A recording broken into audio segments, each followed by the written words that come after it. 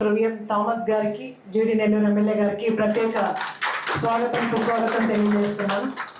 మీ అందరికీ తెలుసు, థామస్ గారు ఒక డాక్టర్.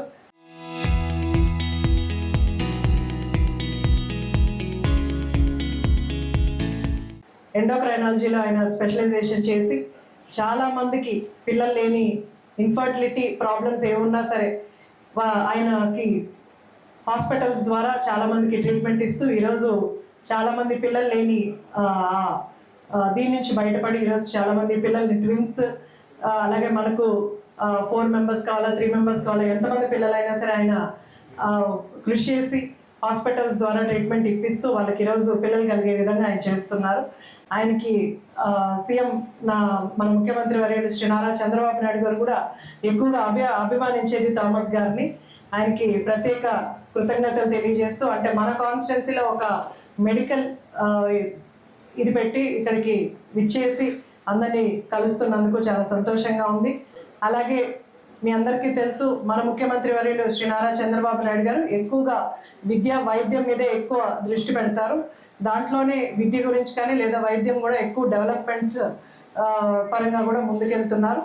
అలాగే ఇన్ఫర్టిలిటీ సమస్య గురించి కూడా, అంటే ఎక్కువ మంది పాపులేషన్ని ఇంక్రీజ్ చేయాలని, పాపులేషన్ ఇంక్రీజ్ అయితే మనకు కూడా ఫండ్స్ ఎక్కువగా వస్తాయి, మనకు ఆర్థికంగా నిలబడే శక్తి వస్తుందని మనకు ముఖ్యమంత్రి గారు పదే పదే చెప్తున్నారు.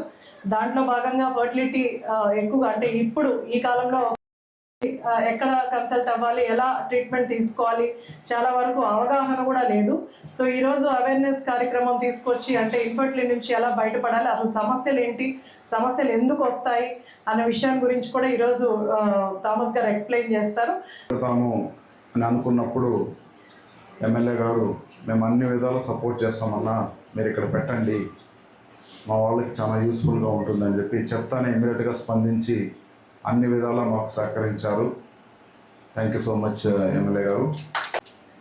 సౌత్ ఇండియాలో ఫర్టిలిటీ రేటు తగ్గుతూ ఉంది. జనరల్గా 2.5 to 3.5 ఉండాల్సిన రేటు చూసారంటే లెస్ దెన్ 1.4 పడిపోయింది. అది ఎవరికి పడిపోయిందంటే చదువుకున్న క్రౌడు పిల్లలు పుట్టించుకోవడానికి ఇంట్రెస్టే లేదు. సో మెయిన్గా సౌత్ ఇండియా, ఆంధ్రప్రదేశ్, కేరళ, కర్ణాటక, తెలంగాణ రాష్ట్రాలు చూసారంటే చాలా డ్రాస్టిక్గా పడిపోయింది ఫర్టిలిటీ రేట్. 1.4 to 1.3కి వెళ్ళిపోయింది. కేరళ అయితే ఇంకా ఈ 4 స్టేట్లో కేరళ చాలా దారుణంగా కింద ఉంది. సో కాబట్టి సమయం తర్వాత మనకు యూత్ దొరకడం చాలా కష్టం అవుతుంది పనిచేయడానికి. ఇప్పుడే మీరు హైదరాబాద్లో చూసినా, చెన్నైలో చూసినా, బెంగళూరులో చూసా, మన వాళ్ళు ఎవరు ఎక్కడ పనిచేయడం లేదు. హోటల్లో వెళ్ళినా నార్త్ ఇండియన్స్ ఉన్నారు, ఇండస్ట్రీ వెళ్ళినా నార్త్ ఇండియన్స్ ఉన్నారు. ఎక్కడ ఏ పని చేయాలా, ఈవెన్ చెఫ్ కూడా, హోటల్లో వండి పెట్టే అతను కూడా నార్త్ ఇండియన్ అయిపోయారు. వాడికి మనం తెలుగులో ఏమైనా మాట్లాడితే అర్థం కాలేదు, హిందీ మేము బోల్రే అంటాడు.